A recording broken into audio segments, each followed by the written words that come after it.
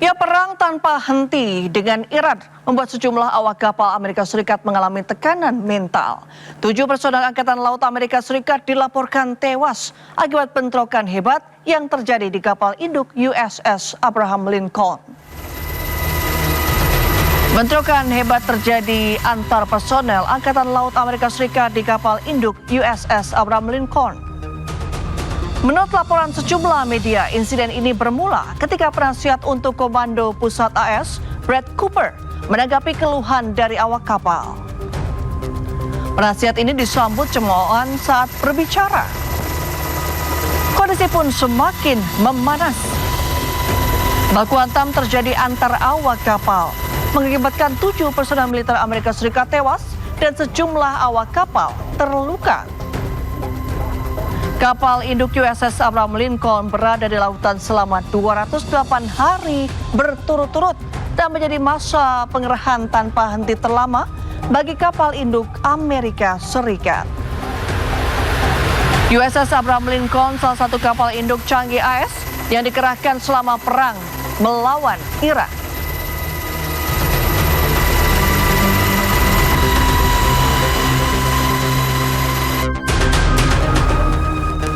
Pemirsa, sebuah pesawat tempur F-16 milik Angkatan Udara Turki jatuh di kawasan Yalova. Bola api membumbung ke langit saat pesawat tempur F-16 milik militer Turki jatuh di provinsi Yalova saat menjalani latihan terbang. Sang pilot berhasil menyelamatkan diri dengan kursi pelontar. Pilot kemudian dievakuasi ke rumah sakit provinsi Yalova. Kementerian Pertahanan Turki menyatakan pesawat mengalami gangguan teknis ketika menjalankan penerbangan rutin. Pemirsa, kelompok Houthi Yaman terus melancarkan serangan. Kali ini mereka menyasar kapal militer milik Arab Saudi. Pasukan Houthi Yaman secara resmi mengumumkan rangkaian serangan baru terhadap kapal militer milik Arab Saudi. Hanya itu, Houthi juga menyasar pangkalan Saudi di wilayah Marib dan Muka. Houthi beralasan serangan ini merupakan respons atas agresi dan blokade Saudi. Anggota Biro Politik Ansarullah Ali Al-Dailami mengatakan serangan terhadap kapal dan posisi militer Saudi adalah bagian dari strategi pertahanan. Serangan ini semakin meningkatkan tensi antara pasukan Houthi dengan Arab Saudi.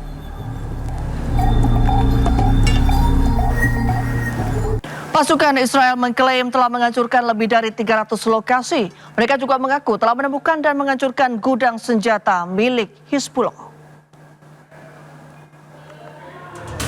Pasukan Batalion Pengintai Golani Israel telah menyelesaikan operasi selama hampir 50 hari di wilayah Beaufort, Lebanon Selatan.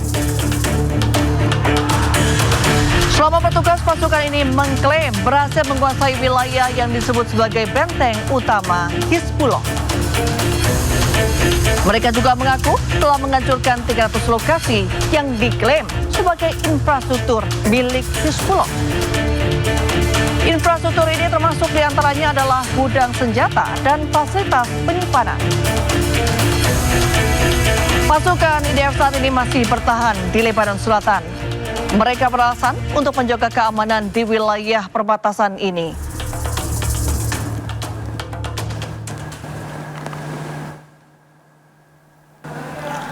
Sementara itu, pasukan Israel mengibarkan bendera di bangunan-bangunan bersejarah di Lebanon Selatan.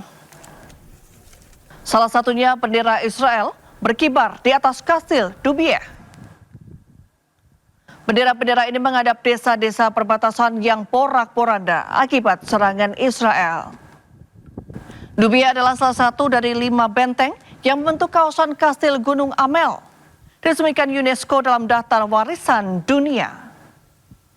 Kedua wilayah ini masuk daftar warisan dunia dalam bahaya di bawah prosedur darurat. Israel juga mengibarkan benderanya di bangunan bersejarah rumah-rumah warga Lebanon yang hancur, serta pohon-pohon yang rusak akibat serangan Israel.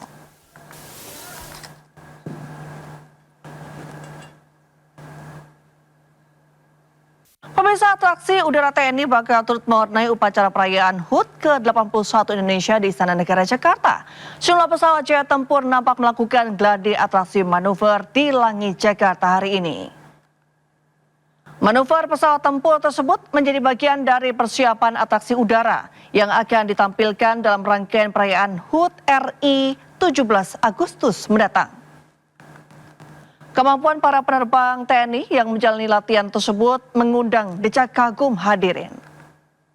Untuk pesawat tempur alutsista yang akan dikerahkan antara lain Rafale F-16 Sukhoi 27, 30, Hawk 100, 200, serta T-50I Golden Eagle.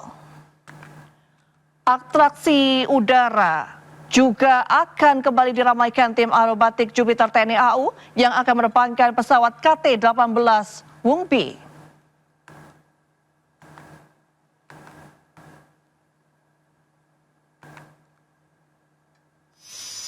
Ya, di landasan udara Halim Perdana Kusuma, TNI AU melakukan gladi kotor, persiapan atraksi flypast hingga akrobatik udara. Termasuk penampilan perdana jet tempur terbaru Dassault Rafale. Pesawat jet tempur berukuran sedang diunggulkan karena memiliki mesin navigasi serta performa yang lincah dan tangguh.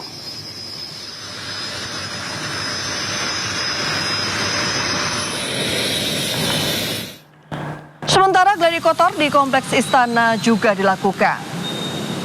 Sejumlah panggung dan stand tampak mulai berdiri.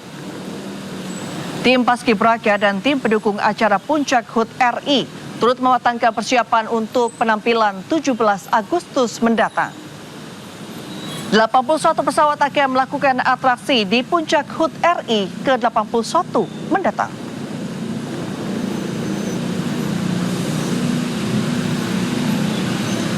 Pemirsa, rapat paripurna DPRD Goa terkait pemakzulan Bupati Goa diwarnai hujan interupsi. Bupati Goa dimakzulkan karena diduga terlibat kasus korupsi dan perselingkuhan.